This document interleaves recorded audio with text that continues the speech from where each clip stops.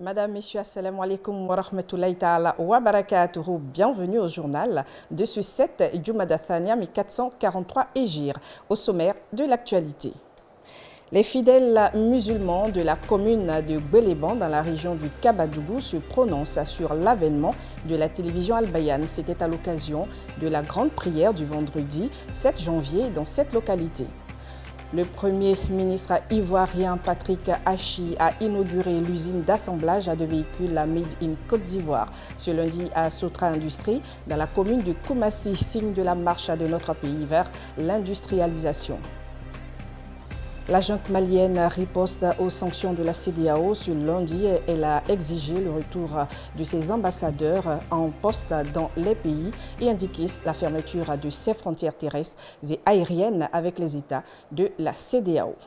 Merci de suivre votre journal. Rendons-nous à Gbeleban, dans le district du Kabadougou. Vendredi, lors du sermon de Djouma, l'imam Sissé Daouda de la grande mosquée a entretenu ses fidèles sur la conduite du bon musulman. Occasion pour la population de saluer l'avènement de la télévision Al-Bayan. Sissé Daouda, la chic. Hommes, femmes, enfants, ils ont tous effectué le déplacement pour ne rien rater des enseignements de l'imam principal de leur lieu de culte. Les fidèles musulmans de la grande mosquée de Gbeleban ont été instruits à l'occasion de ce sermon sur la conduite à tenir ici-bas pour obtenir les faveurs du paradis. Ça a été un sermon qui nous a vraiment impliqués et qui nous a interpellés sur le comportement de tout un chacun avant notre retour dans l'au-delà. Et vraiment, le sermon a été un très bon sermon. Autre fait majeur, c'est la présence de la première télévision islamique sur le sol du Kabadougou. La venue d'Al-Bayan dans le Denguélé est une source de bonheur et de fierté pour les fils de la région, au même titre que tous les musulmans du pays, à l'avènement de cet outil d'éducation. On est content parce qu'aujourd'hui, il y a la télévision Al-Bayan à Gbeleban. On a lutté pour ça. On a prié pour ça, pour que l'islam progresse dans notre pays. Gbeleban est une région du nord-ouest de la Côte d'Ivoire, située dans la région du Kabadougou, district du Denguélé, une préfecture faisant frontière avec la Guinée. Les valeurs morales du messager Mohammed sallallahu alayhi wa sallam étaient au cœur de la conférence organisée par le secte spirituel Miftahou Jannah d'Abobo lors de la 6e édition du Maoulid tenue dimanche. Abdelhakim Odouloui. C'est le guide spirituel de la communauté Ahlul Bayt qui a développé la thématique relative aux valeurs morales du messager Mohammed sallallahu alayhi wa sallam. Il a instruit les fidèles venus nombreux sur les qualités humaines enseigné par le modèle des croyants. Nous avons parlé de sa fidélité. Le prophète était un homme fidèle, celui-là même à qui, quand on confiait quelque chose ou une confidence, alors cette confidence était protégée. On a aussi parlé de sa générosité. Quand on est généreux, naturellement, nous sommes aimés de tous. On a aussi parlé de son humilité, sa modestie et aussi son sang-froid lorsqu'il y avait une situation compliquée. C'est pour promouvoir l'amour du Saint-Prophète et la cohésion sociale, la paix, avoir sa bonne morale, valeur morale, Inch'Allah, pour que tous les musulmans puissent l'imiter pour avoir un bon comportement et un bon voisinage, Inch'Allah. Un auditoire qui a bien compris le message véhiculé par le conférencier. De la conférence du cheikh, que je remercie au passage, je retiens 3 vertus principales du prophète Mohammed sallallahu alayhi wa sallam. La fidélité, la générosité et la 3e, c'est l'humilité. Des diplômes d'honneur ont été remis à des personnes qui se sont distinguées par leur soutien permanent aux activités du cercle spirituel Miftahou Jannah, dirigé par l'imam Sidibé Mohamed.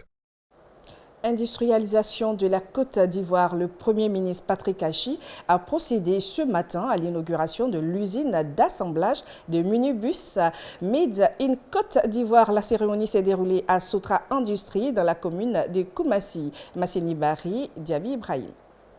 Les travaux de cet atelier d'assemblage ont été lancés en août 2018 par l'ex-premier ministre Amadou Gon Coulibaly. 4 ans après, son inauguration est la preuve que le processus d'industrialisation de la Côte d'Ivoire est en marche. C'est d'ailleurs une preuve de plus de cette renaissance ivoirienne qui nous réunit toutes et tous aujourd'hui pour cette cérémonie d'inauguration de l'usine d'assemblage de véhicules Iveco d'Ely Ivoire.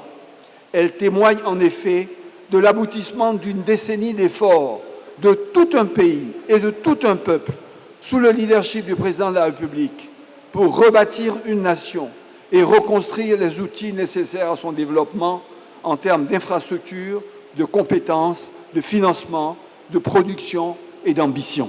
Le ministre des Transports Amadou Koné a salué le partenariat stratégique entre Iveco et la Sotra qui dure depuis bientôt 40 ans. La capacité de production de cette usine est de 1000 véhicules par an. Notre pays est donc devenu officiellement constructeur automobile et le code constructeur qui nous a été attribué est AJ9. Cette chaîne d'assemblage a une capacité de départ de production de 1000 véhicules de 18 à 26 places l'an, configurable, comme cela a été dit tout à l'heure, en ambulance, en camionnette frigorifique, en véhicule utilitaire de transport de matériel et de marchandises diverses.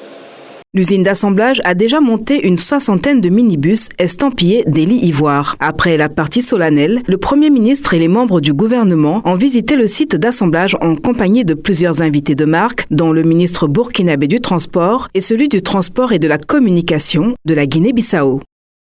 Action sociale, l'ONG Lanaya Universelle, en partenariat avec les CHU d'Abidjan, a célébré sa traditionnelle fête de la solidarité au profit des enfants malades de la leucémie et de la drépanocytose. Cette 15e édition a eu lieu samedi à l'IPNET de Cocody. Ahmed Bakayoko de Mayakoub.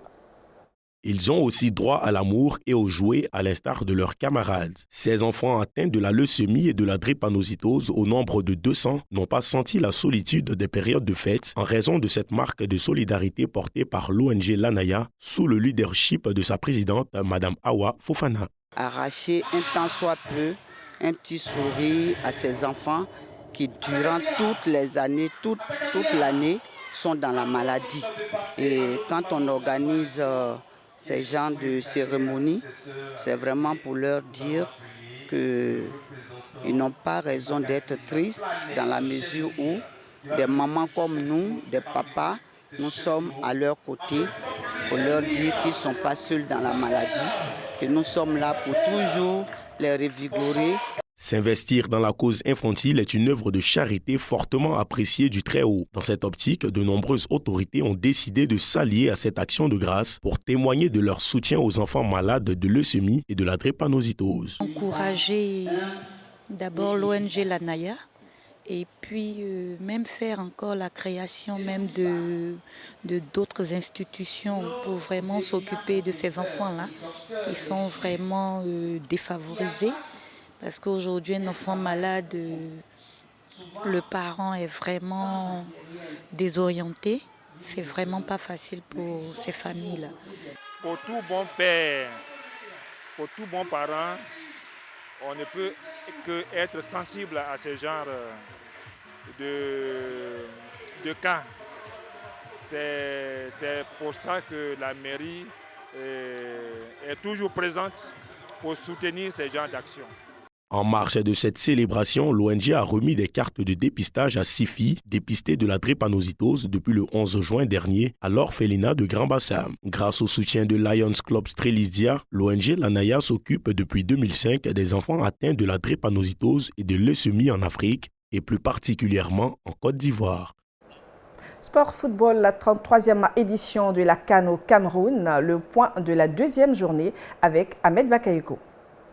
Débutée le 9 janvier 2022, la fête du football africain tient toutes ses promesses avec des buts sur toutes les pelouses. Le groupe B n'en fait pas exception. Entrée en lice laborieuse des Lions de la Teranga avec une victoire 1-0 acquise au bout du fil face au Zimbabwe grâce à un pénalty de sa superstar Sadio Mané à la 97e minute de jeu. La Guinée rejoint le Sénégal à la tête de ce groupe B en s'imposant contre le Malawi sur le score d'1-0. Le choc de la journée opposait le Maroc aux Black Stars du Ghana. Victoire 1-0 des Lions de l'Atlas au terme d'un match fermé et décevant, illuminé par la frappe pleine lucarne du buteur d'Angers, Sofiane Boufal. Les Marocains prennent ainsi la première place du groupe C. 4 matchs sont au programme de ce mardi avec l'entrée en matière des champions en titre algériens face à la Sierra Leone à 13h. Le choc de la journée opposera l'Égypte de Mohamed Salah aux Super Eagles du Nigeria à 16h. Et enfin le dernier match pour 19h avec le Soudan qui défiera la Guinée-Bissau.